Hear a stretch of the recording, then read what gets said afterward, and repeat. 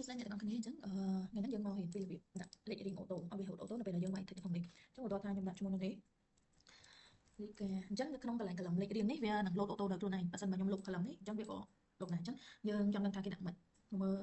ការសរសេររូបមន្តរបស់គ្នាអញ្ចឹងខ្ញុំឧទាហរណ៍កន្លែងនេះខ្ញុំដាក់ថ្មីហើយនឹងកន្លែងនេះខ្ញុំដាក់ name អញ្ចឹងទៅអញ្ចឹងខ្ញុំឧទាហរណ៍ថាខ្ញុំដាក់ឈ្មោះដល់នេះអាណា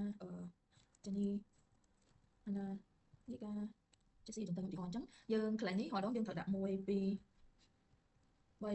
5ខ្លួនឯងទៅអញ្ចឹងយើងអត់ធ្វើអញ្ចឹងទេគេមានរូបមន្តរបស់គេស្មើ sequence then count a ហើយកន្លែងនេះយើង select row ហ្នឹងយើងចង់ដាក់ប្រហែលតាម row ទីប៉ុន្មានយើង select ដល់ row ទីហ្នឹងមកខ្ញុំឧទាហរណ៍ថាខ្ញុំ select តាម row 50ចុះ then enter នៅពេលដែលខ្ញុំបន្ថែមឈ្មោះឧទាហរណ៍ថាខ្ញុំដាក់ money dd lily អញ្ចឹងទៅអញ្ចឹងវានឹងចេញ auto ដោយខ្លួនឯងអញ្ចឹងសម្រាប់